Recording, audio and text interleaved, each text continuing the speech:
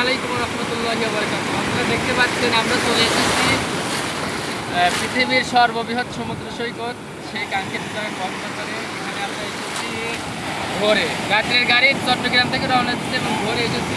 দেখতে পাচ্ছি খুবই বড় বড় ঢেউ এবং আশপাশে অনেক লোকজন এখানে কিন্তু এসেছে সমুদ্র সৈকতে।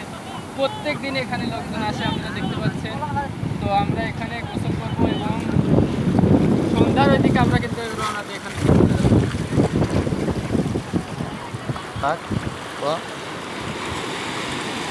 পদ্মা যমুনার পানি যেরকম সুমিষ্ট, আপনারা ভাববেন না এই সমুদ্রের পানি সেরকম সুমিষ্ট।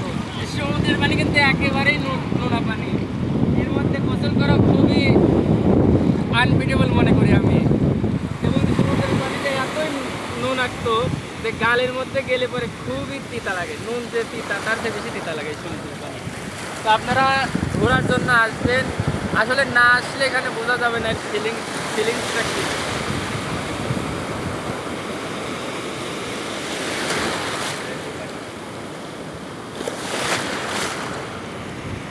দেখতেই পাচ্ছেন বন্ধুরা কি পরিমাণ তীব্র বেগে বয়ে আসছে ঢেউগুলো।